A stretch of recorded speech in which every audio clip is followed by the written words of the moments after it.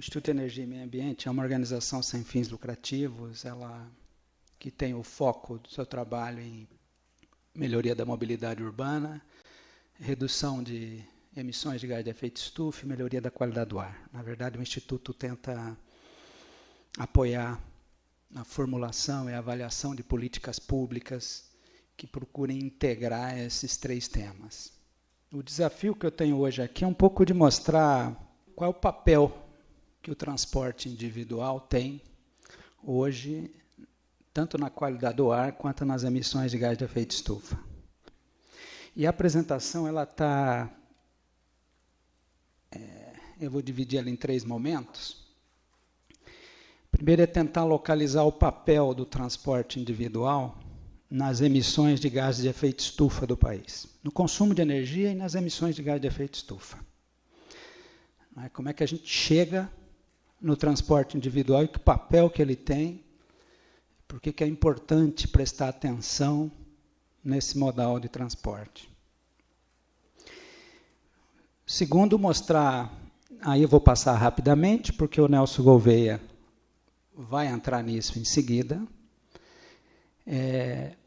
que os sistemas de mobilidade urbana eles têm uma relação muito estreita com o que você mede nas estações de monitoramento de qualidade do ar no país, especialmente em grandes centros urbanos. É evidente que tem áreas no país onde a qualidade do ar está mais relacionada com a poluição industrial, não é?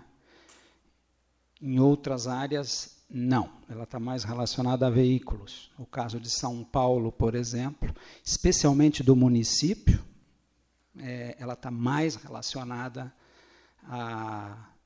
às emissões veiculares. Então, mostrar um pouco isso. E uma terceira parte, um pouco das oportunidades e dos desafios que tem à frente. Eu espero que eu tenha tempo ainda de pôr uma quarta aqui, porque a gente teve 2, que eu chamaria até de casos, estudo de caso, ao qual nós nos dedicamos. O primeiro foi sobre o Plano de Mobilidade Urbana de Belo Horizonte. Foi um trabalho que o Instituto fez, não o plano, evidentemente, mas estimar, porque foi um plano ousado, o Plano de Mobilidade Urbana de Belo Horizonte. Vocês terão, acho que, a oportunidade à tarde de ter aqui uma pessoa da BH Trans, provavelmente ela vai tocar nesse assunto. E o Plano de Mobilidade Urbana de Belo Horizonte, ele tem vamos ver se ele consegue ser implementado, né, que é um outro assunto, mas ele é um plano ousado na medida em que ele estabelece metas de redução da participação do transporte individual nas viagens.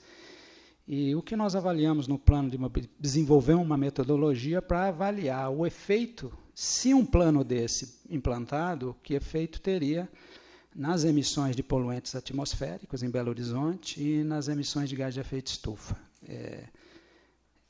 Gostaria de poder mostrar isso aqui, porque ele mostra que o investimento em iniciativas, projetos de mobilidade urbana pode ser caracterizado também, e deve, como iniciativas para melhorar a qualidade do ar e reduzir a emissão de gás de efeito estufa.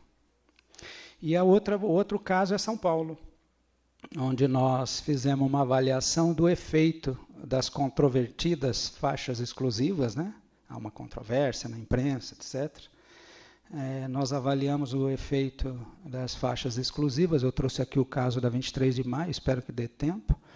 Quais são os efeitos na velocidade, no consumo de combustível e na emissão de poluentes do transporte público por conta das faixas. Tá bem?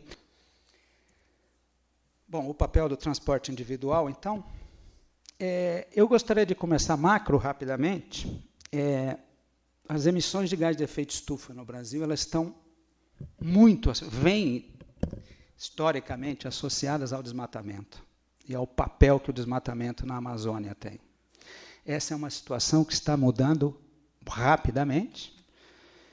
De fato, houve uma queda grande na taxa de desmatamento no país. Ela apresenta alguns repiques, mas continua caindo. Rapidamente, nós passamos de uma situação aqui onde 70% das emissões de gás de efeito estufa no país eram provenientes do desmatamento as últimas estimativas, os cálculos agora, já nivelam as emissões decorrentes com desmatamento com o papel que tem a agropecuária e o consumo de combustíveis.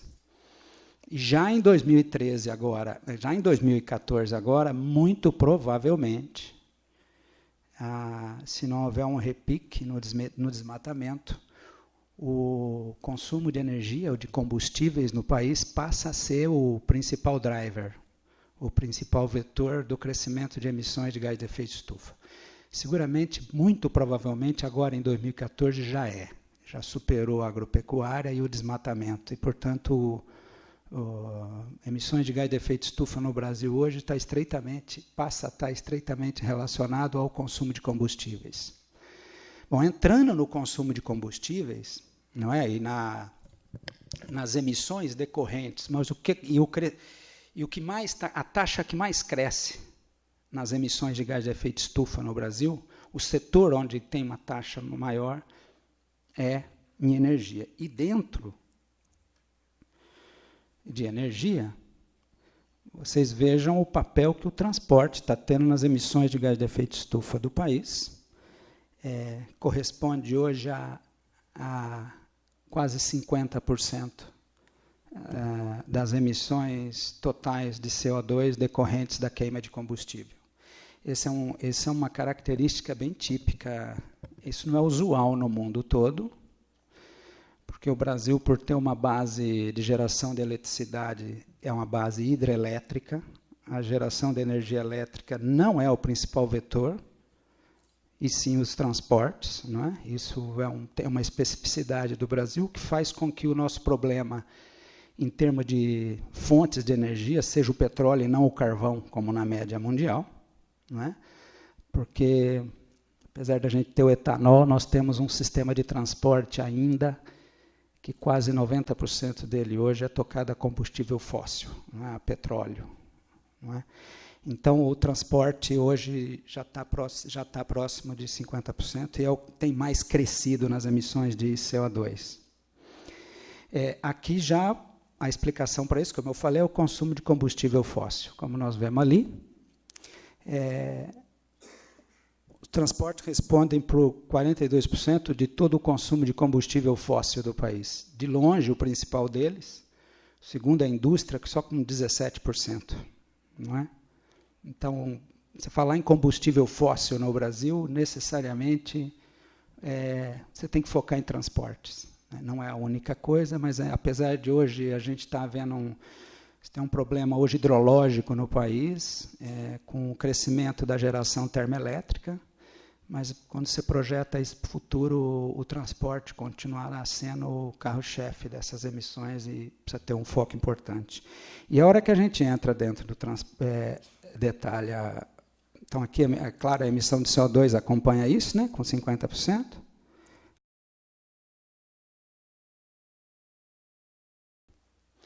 E quando a gente entra dentro do consumo de energia, especificamente em transporte de passageiros, isso chama a atenção.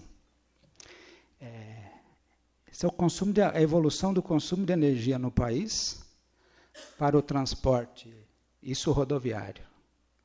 Para o transporte individual, e aqui no transporte individual estamos falando de motocicletas, automóveis, e uma parcela dos comerciais leves, que eles têm um uso duplo. Né?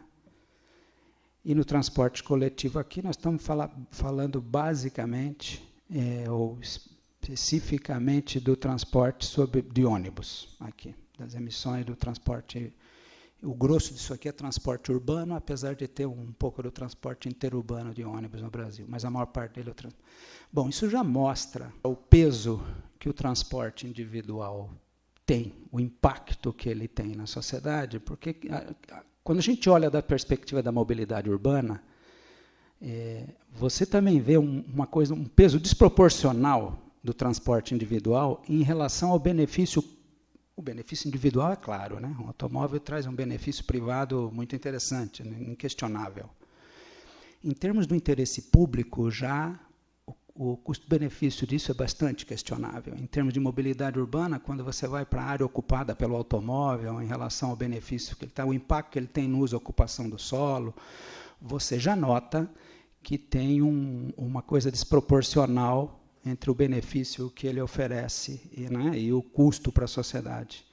Não é diferente no consumo, nós estamos vendo aqui no consumo de energia.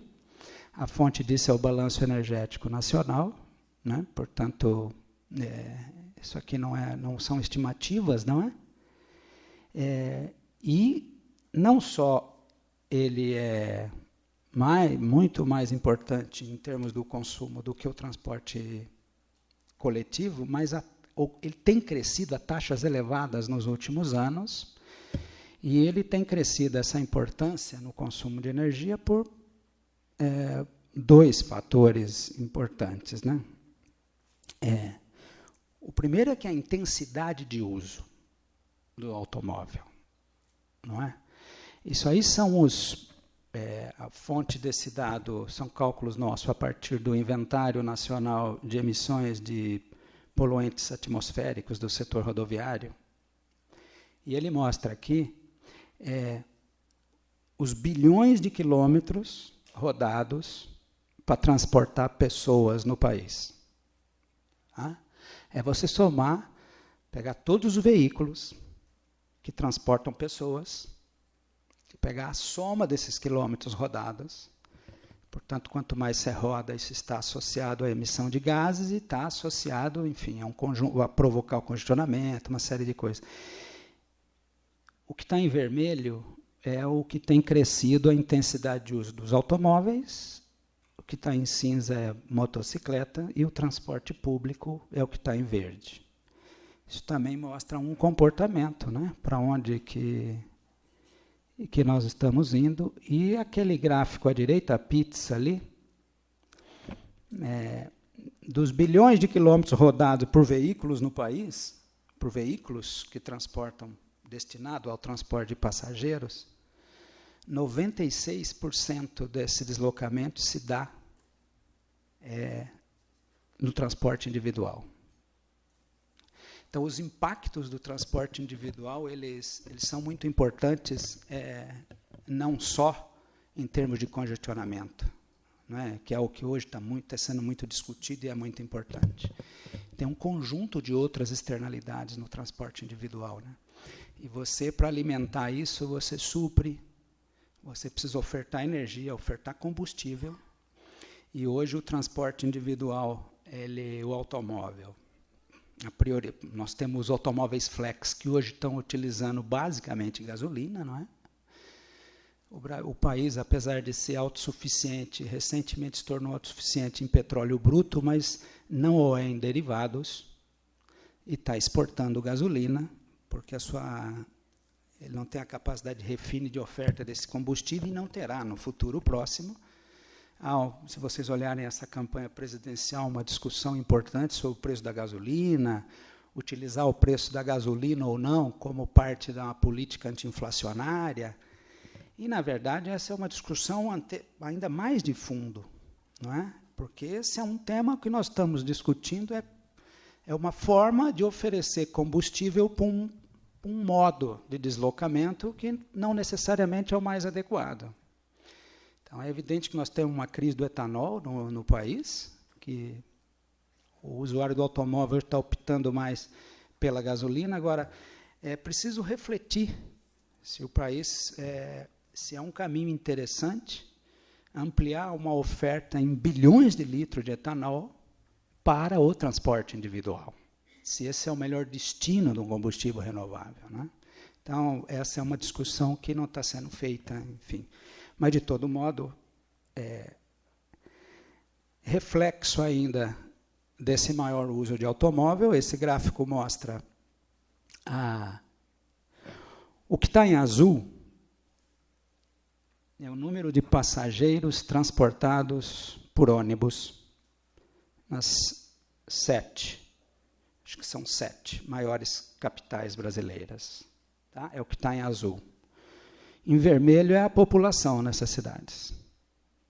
Nesse período, a população dessas cidades cresceu 18%, e o uso do transporte público por ônibus caiu 24%. Caiu num período, agora está relativamente estável.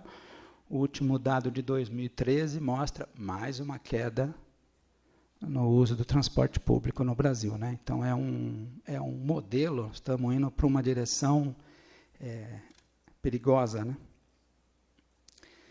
E é claro que aqui nas emissões isso não podia ser diferente nas emissões de CO2, né? Para o transporte de passageiros rodoviário.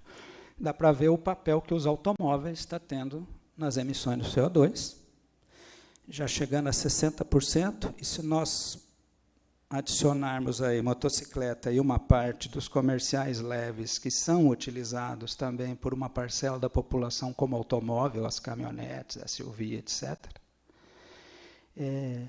nós vamos ver hoje que 80% das emissões de CO2 do transporte de passageiro é por conta do transporte individual. Então, o transporte individual tem pressionado muito as emissões de CO2 no país.